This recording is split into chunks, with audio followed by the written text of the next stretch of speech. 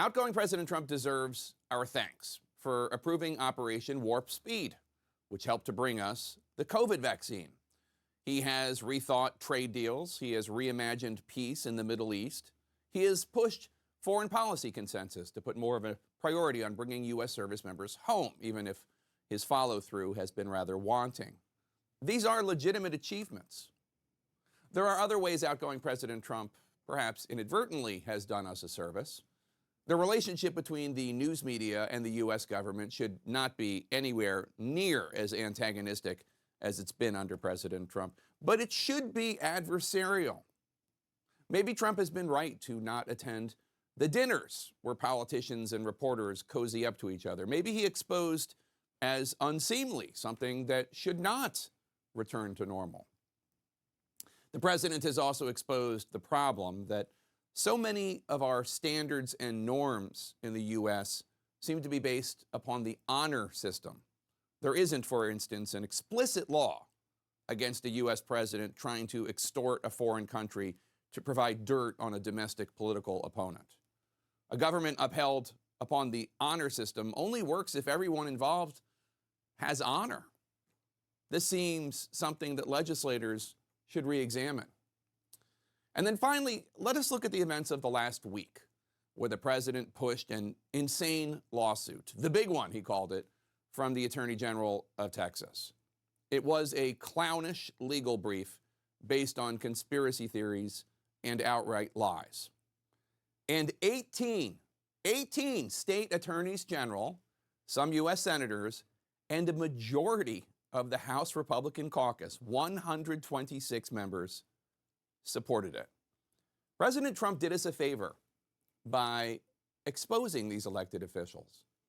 They are definitionally people who signed on to a desperate desire to subvert the will of the American people, to disenfranchise voters in Georgia, Pennsylvania, Wisconsin, and Michigan, based on lies and conspiracy theories, putting an immoral and corrupt power grab above democracy.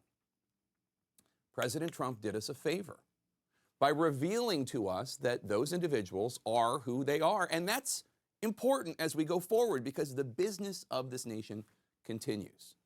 The pandemic, the economy, foreign policy, immigration, and now we know clearly how much these individuals care about facts or truth, how much they care about democracy or the principles that make this country great, which is to say, not at all.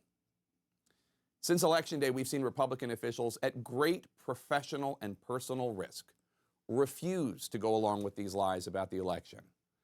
From CISA head Chris Krebs to Philadelphia Commissioner Al Schmidt and Georgia Secretary of State Brad Raffensperger, Michigan Board of State Canvassers member Aaron Van Langeveld, members of the Maricopa County, Arizona Board of Supervisors. From local judges all the way up to the U.S. Supreme Court, we saw honorable American officials look at these nonsense allegations and kick them to the curb. But not Republicans on Capitol Hill. Now, many Americans hoped that most Republican officials, while they agreed with Trump's policies, did not like the uglier parts of his style, his willingness to lie or smear to achieve his ends. And the cowardly silence of Senate Republicans, most of whom still refuse to acknowledge that President-elect Biden won. Their silence allows that hope to continue, however misguidedly.